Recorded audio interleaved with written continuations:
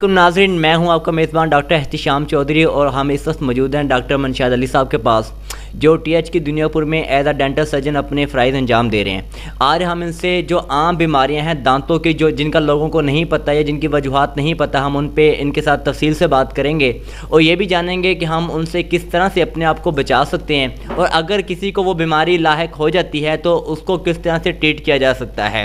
अस्सलाम वालेकुम डॉक्टर साहब। वालेकुम अस्सलाम। डॉक्टर साहब, first of all thank you so much कि आपने हमें वक्त दिया अपने कीमती टाइम में से।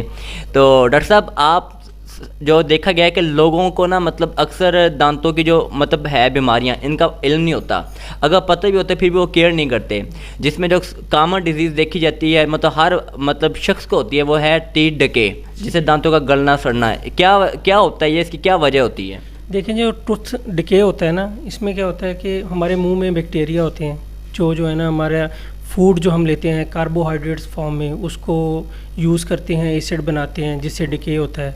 और हम लोग हैं, खाना खाया, रात को सो गए, ब्रश नहीं किया, कुछ लोग 2-2 3-3 दिन ब्रश नहीं करते, बैक्टीरिया वही हमारे खुराक जो हम यूज़ करते हैं उसको खाते हैं, पार्टी मनाते हैं, एसिड बनाते हैं, डिके हो जाता है। फिर डिके हो गया, कैविटी बन गई, लोग फिर डॉक्टर के पास जाते नहीं हैं। ठीक है, हमारे यहाँ रुझान ही नहीं है कि डॉक्टर के पास जाएं, उसको चेक करवाएं, कैविटी है, फिल हो सकती है, ठीक है, और उसका कोई मसला है वो ठीक हो सकता है। वो ये कि अवेयरनेस नहीं है। दूसरी बात है कि हम उसको ज़रूरी भी नहीं समझे। हम दांत निकल जाए, हमें लगता ही नहीं है कि वो दांत निकलने से हमें कोई फ़र्क पड़ा है।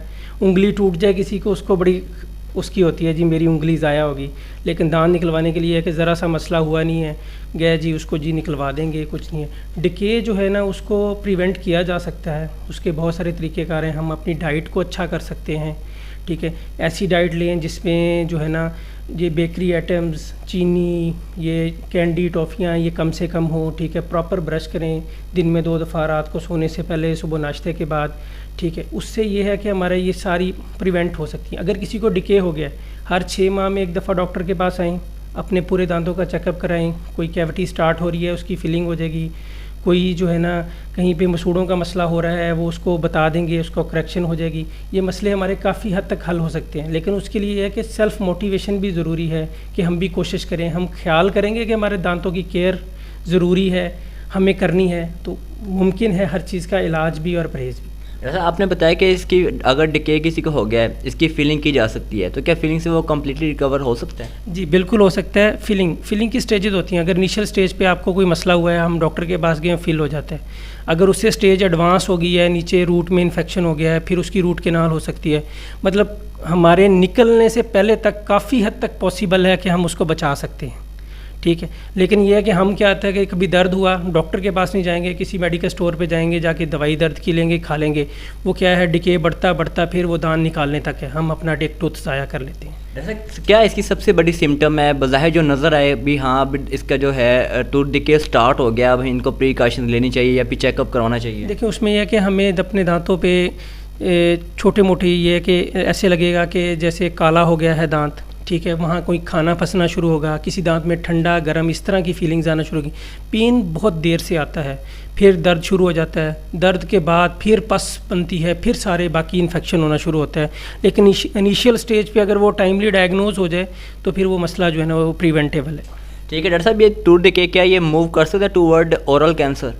नहीं, टूथ डिके से ओरल कैंसर नहीं होता। ओरल कैंसर थोड़ा सा डिफरेंट होता है। वो ये है कि जो लोग ओरल कैंसर में मुब्तला होते हैं उसकी पीछे एक मतलब वजह होती है कि वो सिगरेट, बीड़ी, नशा, ठीक है, पान, इस तरह की चीज़ें जो यूज़ करते हैं ना, छालियाँ हमारे मुल्क में बहुत ज़्यादा खाई जाती है, ठीक है, उसकी वजह से ये ओरल कैंसर के चांस होते हैं। वैसे ऐसा कुछ नहीं है कि डिके जो है ना वो ओरल कैंसर में।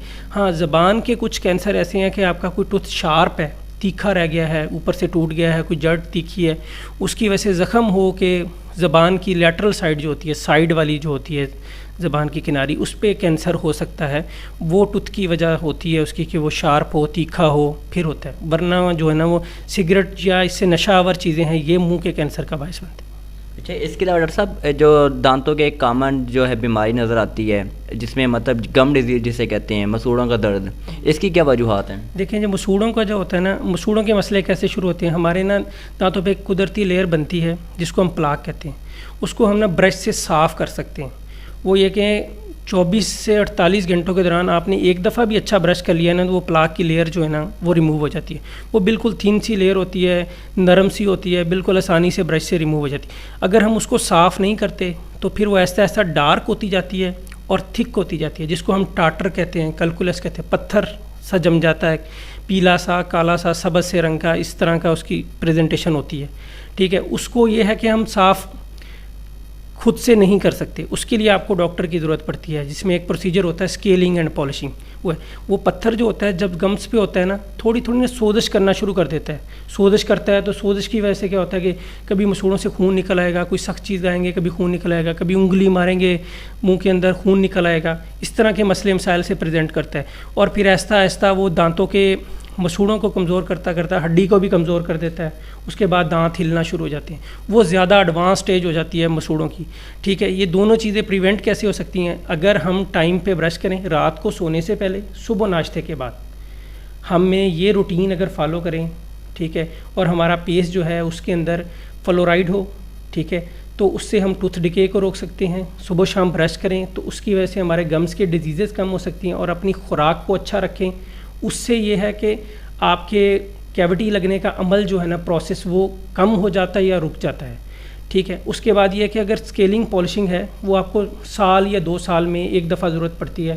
کوئی 30 منٹس کا پروسیجر ہوتا ہے جس میں ڈاکٹر آپ کے وہ سارا مسوڑوں کو صاف کر کے اس کو پالش کر دیتا ہے. پھر آپ اگر اچھا مینٹین رکھتے ہیں تو دوبارہ وہ والا پروسیس نہیں ہوتا کہ گمز آپ کے خراب نہیں ہوتے. ہر 3 سے 6 ماہ کے درمیان ڈاکٹر کے پاس آئیں, چیک کروائیں. کوئی مسئلہ شروع ہو رہا ہے وہ وہیں پہ اس کا قابل علاج ہوگا, کوئی فل ہو جائے گا. کوئی مسوڑوں کا پروسیس سٹارٹ ہو رہا ہے, ٹھیک ہے, وہ ریکور ہو جائے گا. آپ کے دانت اور مسوڑے دونوں محفوظ ہو جائیں گے.